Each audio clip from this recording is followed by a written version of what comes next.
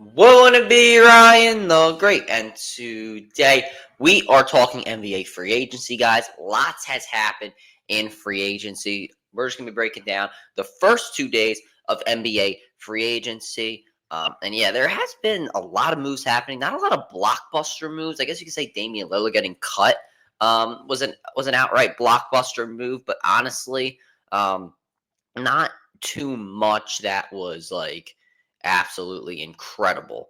I don't know. I guess we just have so high expectations because of the Luka Doncic trade a couple of months ago. But I mean, yeah, not really much of the biggest things going on. But as I've said before, role players are key to winning championships. Lots of role players getting moved around um, from or in the NBA. So yeah, we're just gonna be breaking down the first 2 days of NBA free agency. So we're just gonna get right into it. But before we get right into it, guys, make sure you guys subscribe with your post notifications on. Go subscribe to my brother Larry Vlogs. Make sure you guys go subscribe to my second channel at Ryan the Combat Great. Make sure you guys go follow me on X or on the RTG. Make sure you guys go follow me on TikTok at Ryan the Great RTG. Make sure you guys go listen to the latest edition of the CR7 podcast, and make sure you guys go follow me on Instagram at Ryan Sully Sports Media. And as always, let's get right into the video. I'm also filming this at 11 o'clock at night, just so no moves could happen. I didn't want to film this at like 6 o'clock and then have something happen and I miss it.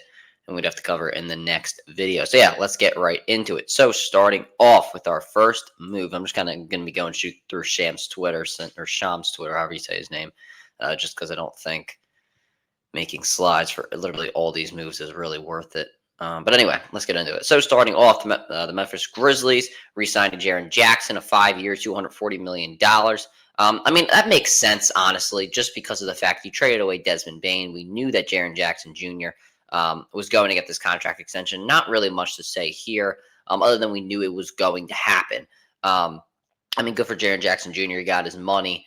Definitely a key member in the Memphis Grizzlies rotation right now, and it looks like the Grizzlies are going in. Well, it looks like it. We know that they're going in on this full core of Ja Morant and Jaren Jackson Jr. I guess they know. I guess they see that they don't need to have 3 potential All Stars on their team to compete in the West. So I don't know. We'll have to see. Obviously, Jaren Jackson Jr.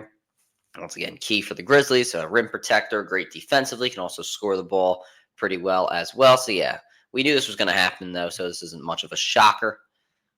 And then I'm a big fan of Santi Aldama.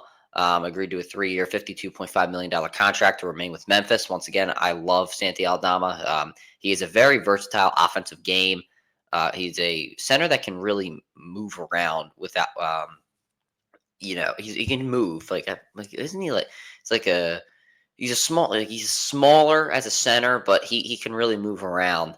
And I really like Santi Aldama's game. I was hoping the Sixers would trade for him at the trade deadline a couple of months ago, but that obviously didn't take place. But I really like Santi Aldama. Once again, the Grizzlies just really coming back with the same roster here, which I mean, it makes sense as long as they're healthy. I think that they have a chance to compete, especially with Ja Morant. So yeah, I like the signing here. Aldama definitely deserved his money. There's Jaren Jackson, and then Dorian Finney-Smith, 4 years, $53 million to go to the Houston Rockets. I said that he was going to be leaving the Los Angeles Lakers. I was 100% correct in that statement. The Lakers couldn't afford him. And honestly, Dorian Finney-Smith, like he is a guy that comes off the bench. He brings a defensive identity to a team, a 3-and-D wing, as it says here. He could score 11 points per game on 39% shooting from 3 is, I wouldn't say it's hard to come across in the NBA, but Dorian Finney-Smith brings a lot to his game and will bring a lot to the Houston Rockets team. I really like this signing for the Houston Rockets. They're really going all in with this core here, and this is probably one of their better signings of free agency. I thought they were coming back with just pretty much the same roster. I didn't think they'd be making any more moves. But they proved me wrong here by making this signing. As I mentioned, Dorian Finney-Smith going to bring some shooting to the Rockets, which is what you would like with a Kevin Durant. And I like this move from the Houston Rockets. Paul Reed, 2 years, $11 million, returned to the the Detroit Pistons, sorry. I mean, listen, he's been good for the Pistons. He's been a rebounder. He's been an energizer bunny. So I mean, good for the Pistons. Good for him getting his money. I know he had a bad ending with the Sixers, but good Good for B-Ball Paul. We know about Dorian Finney-Smith. Yeah, I mean, we know how good he's been. I mean, look at the stats right here. The Lakers couldn't afford him. Apparently, I don't know if this is true or not, but apparently Rob Pelinka was trying to tank his value among the around the league so he wouldn't get a big contract, so he would come back on a cheap deal. I think that's pretty bad if that's actually true. Cam Spencer, 2-year, $4.5 million. Good for him. I mean, he's good. I mean, he don't really contribute much. The Grizzlies and trying to keep Cole Anthony and create the necessary cap space. I mean, I guess they're going to do a renewed contract. So, I mean, I guess that makes sense. Obviously, 2 years, $12 million for Via to the Lakers. I mean, you need a center for the Lakers, so none of these moves really matter. Yeah. Trey Jones, 3 years, $24 million to return to the Bulls. Trey Jones, I mean, let me look up this guy's his stats because, I mean, I think he's always been like a decent guard. If I'm not let's see here. I mean, I always thought Trey Jones has been a pretty decent guard for the Chicago Bulls. Maybe I'm wrong there. I mean, yeah, 7.2 points per game, 4.2 assists, 53.8% from the field. I mean, yeah, that's good. I mean, you're making $8 million per year. He seems like a pretty good role player for the Chicago Bulls. I don't watch that much Chicago Bulls basketball. I'm not gonna lie.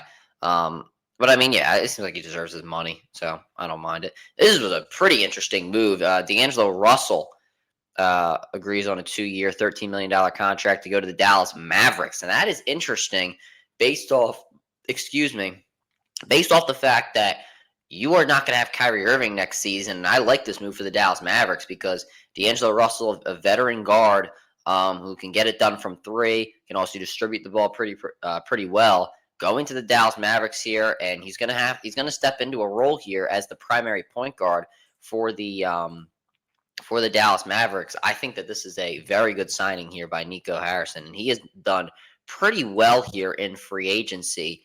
D'Angelo Russell has been really good. I mean, you look at last year's stats, 12 points per game on 39% shooting is not that great, but if he can average 12 points per game, or if he can average 10 points per game for the Dallas Mavericks, I think that'll be great, just based off the fact that you have so many key pieces that can score, like an Anthony Davis, like Cooper Flagg, Dinwiddie, Gafford, Lively. So I really like this move from the Dallas Mavericks. I am a big, big fan of this. And then a big trade here. Nuggets trading Michael Porter Jr. and a 2032 first-round pick to the Nets for Cam Johnson. The Nets still stocking up on draft pile assets. And, I mean, obviously they're taking on a contract of Michael Porter Jr. that is not that great. But I like this move for the Nuggets just kind of based off the fact that Michael Porter Jr. in the last 2 years in the playoffs has just not been great. He's been the third option, but he just hasn't produced really anything for the Nuggets. He hasn't shown up, hasn't been efficient at all. And Cam Johnson, typically when teams make these types of moves, you almost could compare this to the Milwaukee Bucks trading for Kyle Kuzma, but you also can't do that because Cam Johnson was a key role player on the Suns getting to the 2021 NBA Finals, and he actually showed up in a lot of games. And obviously on the Brooklyn Nets, he's been the first option. He's been able to average 20 points on, not really many people looking at him, and the Nets were just not really that great of a team. But now he has a lot of expectations heading to the Denver Nuggets. He's going to have to show up in the playoffs, and we've seen him do that before with the Phoenix Suns. So I like this move for the the Brooklyn Nets. For the Denver Nuggets, because I mean you have a Michael Porter Jr. who is probably on an overpaid contract and not producing in the playoffs, which is when you need him to produce. Now you get a Cam Johnson who can produce in the playoffs, and his contract is pretty decent. So yeah, I like this. And then the Nets, I mean, you're rebuilding, but you get another draft pick, so good for you. Ty Jerome, 3 years, $28 million to the Grizzlies as a team that needs a backup point guard. So I can say it. It makes sense for them. I mean, let's start to Cleveland though, because I'm keep thinking, what are they going to do in free agency? You knew they probably were going to be able to afford Ty Jerome, but I'm very interested to see what they can do. Kevin Porter Jr., 2 years, $11 million to return to the Bucks with a player option. I mean, yeah, the Bucks just kind of need to operate, as I've said earlier, the Bucks just kind of need to operate in the fact that you are going to be returning Giannis Antetokounmpo. And I mean, Porter Jr., a good signing last season, 10 points per game on 45% shooting. I mean, he can score the ball. He's a pretty good wing. Um, not really much that you can say there. He's still young. He's 25 years old. Has a lot of time to develop. Still not even in his physical prime right now. So, I mean, listen, the Bucks. You don't know what's going on. Apparently, Giannis is upset about Damian Lillard. We'll get into that in a bit. But I mean, yeah, it's a good signing. Bruce Brown returning to the Denver Nuggets on a 1-year deal. I mean, I guess he's trying to bring back that magic that he had with the Denver Nuggets in the 2023 playoff run. Ever since Bruce Brown kind of left the Denver Nuggets, his value was kind of just tanked, honestly.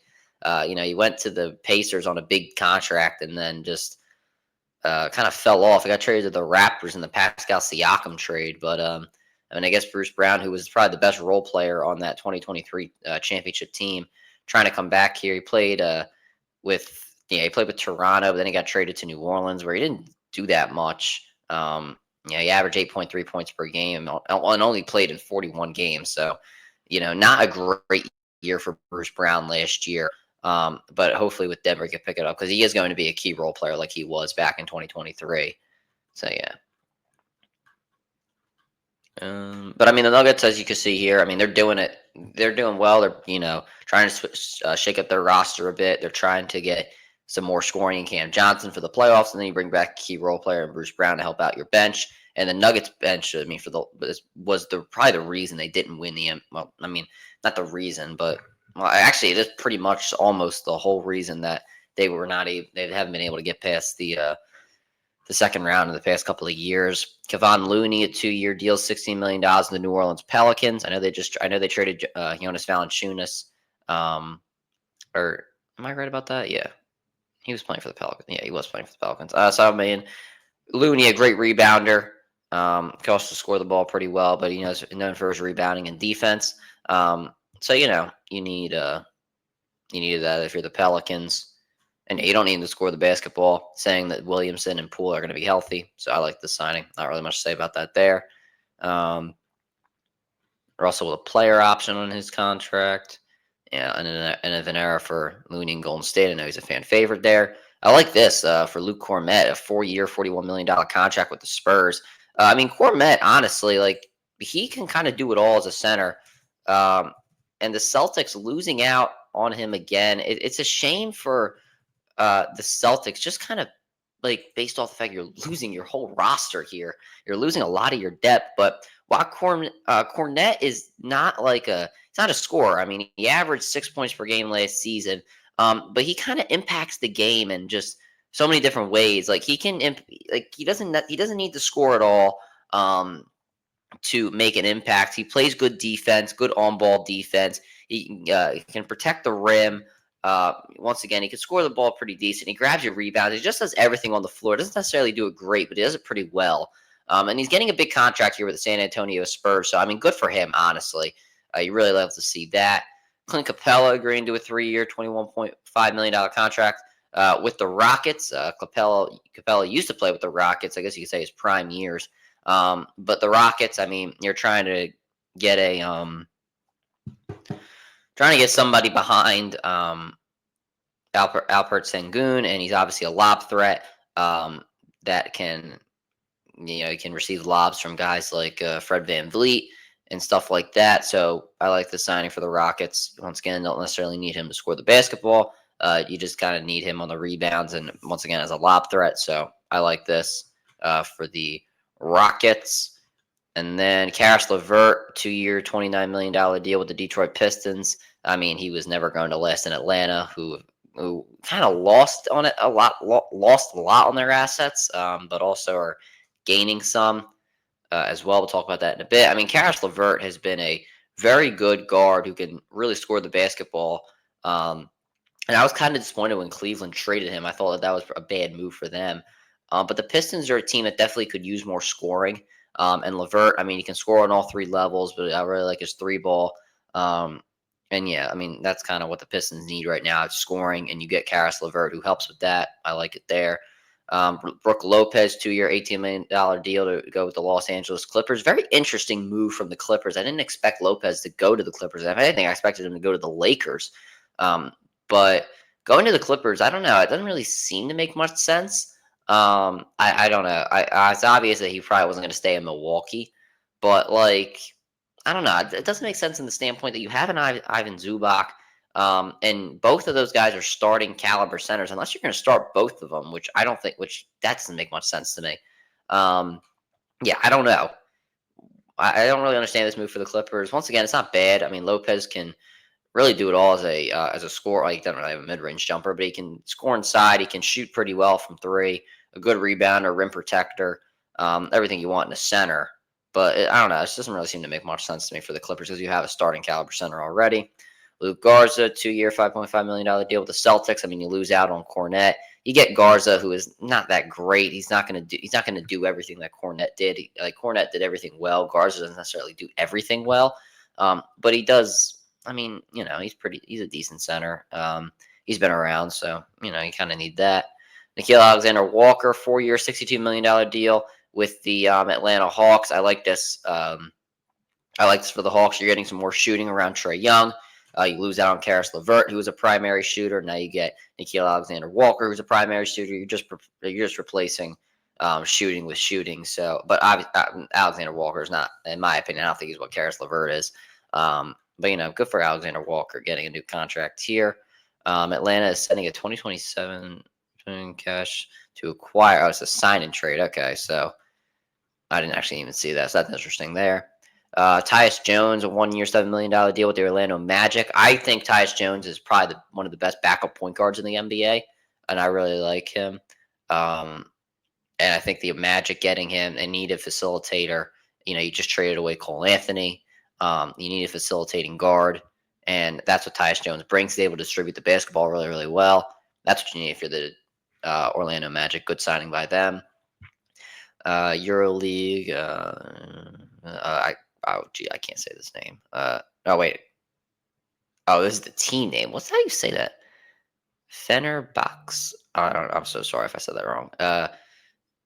Nigel Hayes-Davis going to the Phoenix Suns 1 year. I mean, it worked for Gershom Yabusele, who's going to the Knicks. I mean, good for him. I guess we'll see how that works out. I mean, I like the deal for him. I don't really know much about him. I don't know. Actually, I don't know anything about him, but I mean, it worked for Yabusele. Why can't it work for him? Kennard, 1-year contract, $11 million with the Atlanta Hawks. Once again, you're just adding shooting. If you're the Atlanta Hawks, and as it says, as Sham says here, Kennard's been one of the best shooters in the NBA. I know Trae Young's been recruiting those guys to come to the Hawks, but I mean, if you're the Hawks, you could use some shooting around Trae Young. You do need, you can once again get more size, but always add shooting is good as well. I mean, you do have Porzingis for size, but still. Now you're just adding shooting. Honestly, I like Atlanta's roster. I just don't know if they can. I just don't think they can get over the hump with this roster. Once again, I really like their roster. It's very good. They just added 2 really good shooters. They got Porzingis. I didn't really understand what they were doing in the beginning of free agency, but I can kind of see the plan now. They're actually doing a pretty good job. Yeah. And Mason Plumlee, 1 year, $3.6 million deal to go with the Hornets. I mean, the Hornets aren't that great. They could be a playoff team, though. I just think that LaMelo can't take up the basketball. Taurean Prince, 2 years, $7.1 million deal to return the Bucks. I mean, Prince has been pretty good with the Bucks. He's a pretty good wing or forward, whatever. I mean, yeah, it's just, once again, it doesn't move the needle. Honestly, I don't think anybody cares about this stuff. You just need to wait to see what Giannis does. Jordan Clarkson expected to sign with the New York Knicks after he cleared waivers. Jordan Clarkson, I mean, he's been coming off the bench. He starts on some occasions, but I know he won the 6th Man of the Year a couple of years ago. But Clarkson, kind of what the Knicks need, honestly. You need some scoring off the bench if you are the New York Knicks, and you could use some really good three-point shooting. And I think a lot of people forget that Clarkson, he could shoot the 3 ball pretty well. And if you're the New York Knicks, you need somebody behind Jalen Brunson. Like last season, only 36% from 3. But I mean, listen, I think he can definitely shoot the 3 on occasions. When he won 6th Man of the Year, he did still, once again, didn't shoot well from 3, but I mean, he has some range, dude. He can score. I mean, he's a good mid range jumper. Um, you need scoring for the New York Knicks. Honestly, I know he had some injury problems.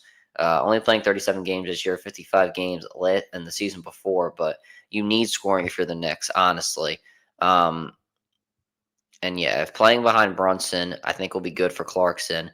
Listen, you need scoring. You need scoring if you're the New York Knicks because these other guys just can't seem like they just can't get it done.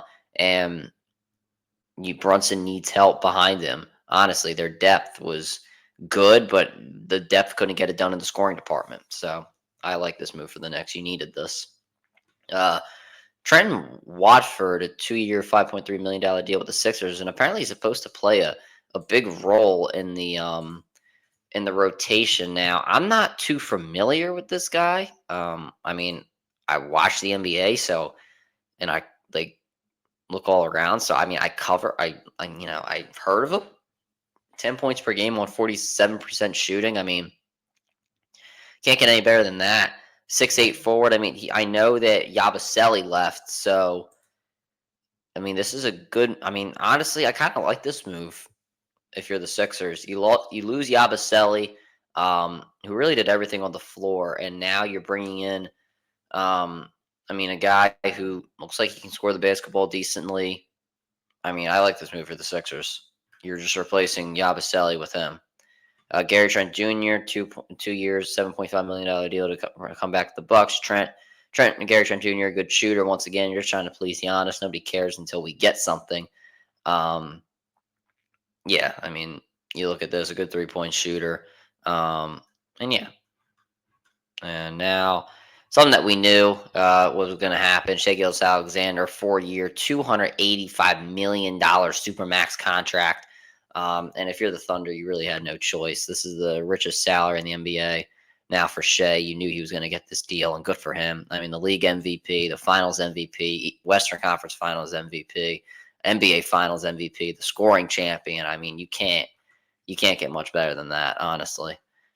Yeah, Yabusele, 2-year, $12 million with the Knicks. I love Yabusele, man. He can get to the rim. He can score the basketball. He rebounds really well. He just does. I mean, that's what you need. And if you're the Knicks, once again, you need a guy who can score off the bench and grab you a couple rebounds. And that's what Yabusele brings, man. I really love this move for the Knicks, even though it's the Knicks. And I hate the Knicks. Um, Miles Turner, 4 years, $107 million to go to the Bucks, and this is what led to Damian Lillard getting cut. I mean, listen, you lost out on Brooke Lopez, Miles Turner, while he couldn't make a free throw or a 3-point shot in the NBA Finals. I mean, you need a rim protector. You need someone that can score. You need another option that can score the basketball behind Giannis. While he isn't a premier scorer, he can definitely do it at the rim. Um, and he has a decent post game. So if you're the Milwaukee Bucks, I mean, you needed anything because you really didn't have much of a chance to make much of a splash in free agency. And yeah, so I mean, I like this move for the Bucks. Honestly, it's just cutting Dame is just a very very interesting move. Just I don't know, but if you're the Pacers, this hurts honestly because you're losing out on one of your top scorers. And here, this was one of the most interesting moves of free agency. Uh, the Bucks are waiving Lillard and stretching his contract in order to acquire Miles Turner. Um, I mean, listen, as much as weird as this is, it kind of makes sense because, as I said, Lillard is going to be 35, 36 years old when he comes back from his Achilles injury. History shows that he's probably not going to be the same player that he once was. So it makes sense, honestly. At the end of the day, if you are the Milwaukee Bucks. So I mean, I understand. I understand the move up. Some people don't. Some people just are mind boggled by this. I get it. You're not going to have him next year. You got to show Giannis that you're winning. While Giannis doesn't really like the move, which I mean, I understand. But like, if you're trying to compete next year for a championship, which is what the Bucks are trying to do, because the East is wide open. You can understand this move for the Milwaukee Bucks. And once again, history shows that Lillard's probably not going to come back as the same player. I mean, yeah, they found a way to stretch the money. So, I mean, honestly, it's not a bad move. Yeah, I knew. Or, oh, I thought I think that. Valanciunas still play for the Pelicans. I'm stupid. It's too late for this. I shouldn't have done this at 11 o'clock. Now I'm regretting this. Sacramento Kings are trading Valanciunas to the Denver Nuggets for Dario Saric. I mean, I guess if you're the Kings, I don't really know. It's whatever. But if you're the Nuggets, I mean, you get a backup center behind Jokic, who can score the ball decently, rebound, a very good rebounder though. I mean, yeah, it's whatever this move. Gary Harris, 2-year deal with the Bucks. I mean, yeah, once again, you just need shooting for the Bucks around Giannis, so it makes sense. Pat Connaughton being traded and their 2 second-round picks to the Hornets for Vasily Micic. I don't know. I guess if you're the Bucks, you're trying to create cap space here in order to keep in order to with keep around with Miles Turner. But Connaughton, I assume he's a fan favorite. He's been there for a long time. I don't really know much about this player here, but I mean, I guess this is all just for cap space. Dennis Schroeder, 3-year, $45 million contract with the Kings. Schroeder's kind of been bouncing around the league for so long, man. But I mean, if you're the Kings, you could use a backup point guard. It makes sense if you're the Kings, honestly. Yeah. Schroeder can still distribute the ball well, still shoot the three. So, Schroeder uses momentum as strong. Yeah, I mean, he had a good, strong second half. I know, yeah, he was involved. He was involved with he was involved with the Jimmy Butler trade. Jericho Sims, 2-year deal with the Milwaukee Bucks. I mean, once again, you're trying to replace Brooke Lopez. You get a backup center. Makes sense. Yeah. I mean, yeah, it kind of makes sense. Sandra, yeah, I'm not trying to say that. It's 5 year Raptors. I mean, it doesn't really mean much. Joachim Pertl, 4 years, $104 million contract extension with the Raptors. Yeah, I mean, Pertl's really resurrected his career with the Toronto Raptors after being traded back to the team. I mean, while he wasn't the 4th overall pick expectation, he's still pretty decent with the Raptors. He can still score the ball, rebound very, very well. I mean, he's been a key piece for the Raptors, and it looks like he's going to continue to be that going forward. So, I mean, honestly, good for him. What else? What else? Minute with the Celtics. I mean, doesn't really move the needle that much. Hardaway Jr. 1-year deal with the Nuggets. I mean, once again, the Nuggets. Your bench has been the biggest problem in the past couple of years. You're just trying to add some shooting to that bench. I like it. The Clippers waiving Eubanks. He's going to sign with the Kings. Okay. I mean, you just traded Valanciunas. Makes sense.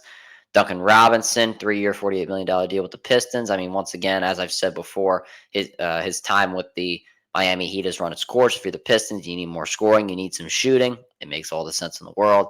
The Pistons doing a good job in this free agency and trying to add some scoring and some shooting because that's what you need behind Cade Cunningham. I mean, the roster that you have right now, while it's good, it's decent. It's a playoff roster in the East at least. You need scoring behind it if you actually want to compete. Now keep going. Trey Mann, 3 years, $24 million to return to the Hornets. I mean, or to go to the Hornets. Sorry. I mean, once again, doesn't really move the needle. We just got to see how. I mean, once again, not the biggest moves to start free agency. I mean, it was good. Like it was a good start. Obviously, the Lillard thing was pretty crazy. But yeah, not much to start free agency, if you ask me. I mean, just players that it doesn't really move the needle, and there's not really much to break down about it. I mean, I could go more in depth about it, but we'd been about every move, but we'd be here for hours, so I don't want to do that to you guys. But yeah, we'll break down, I guess, days 3 and 4 when the time comes, and that'll do it for this video, guys. Make sure you subscribe with the post notifications on. Go subscribe to my brother in the Great Vlogs. Make sure you go subscribe to my second channel around the Combat Great. Make sure you guys go follow me on X RTG. Make sure you guys go follow me on TikTok at Renegade RTG. Make sure you guys go listen to the latest edition of the CR7 podcast, and make sure you guys go follow me on Instagram at Ryan Sully Sports Media. And as always, Ryan the Great out. Peace.